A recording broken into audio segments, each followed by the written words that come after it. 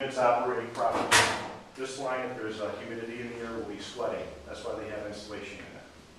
So you're extracting the humidity from the inside of the structure and the heat, and you're transferring it via your condensing unit. And it's a two-part system, or really a three-part. Condenser, compressor within this unit, evaporator, coil within that unit. Cool. See what else we can cover here. Another thing I want to point out is the AC has condensation in its drain. It is. Sometimes that drain gets clogged. Sometimes we're talking about service issues. Yeah. And sometimes what you High have, efficiency furnaces and AC both need. sometimes when you have an AC coming in, obviously the house, if you have a house that was built in the 20s or 30s, it wasn't designed or built with AC in mind. So somebody had to come in and create drainage for that air conditioning system now. So a lot of times when we come into a home, condo, we'll see a lot of creative work done with condensation. That trap dries out. So sewer gas comes right through. So, and then the idea is obviously sewer gas could have bacteria, whatever it has in it. You have an A coil in there, it has condensation, so you could create something that possibly might be a breeding ground for. Bacteria.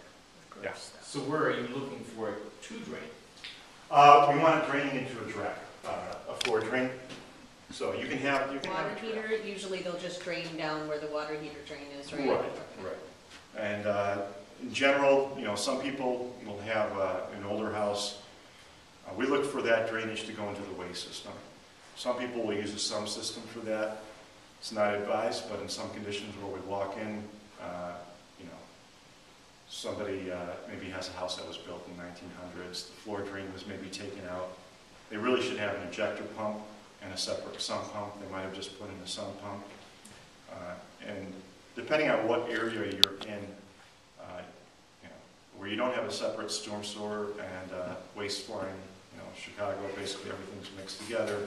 The sump is anyways discharging into your main waste, so I don't make quite a big a deal about that kind of an issue, but generally you want it to run into a waste line. And right over here is something that we would look for in the basement area in Chicago if you have low-grade plumbing, say if you have your bathroom or laundry sink down there.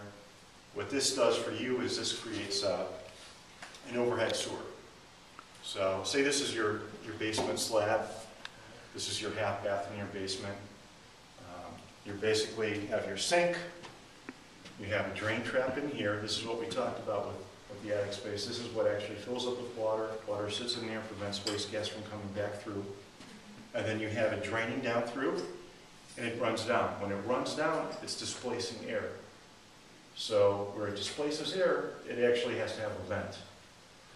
So that's what this system is right in here. You basically have multiple drains tied into this drain.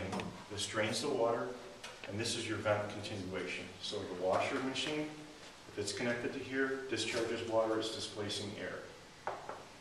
That runs through the vent system, usually on an upward pitch, 1/4 inch per foot. Drain is usually on a downward pitch, 1/4 inch per foot. And too steep of a drain pitch, especially for a main waste, doesn't allow for the solids to get washed out fully. So you want to have that water flow slowly moving in and carrying whatever waste that has coming through there. Sorry to be graphic. Basically, I'm going to show you how this operates. We're going to flush the toilet. But you basically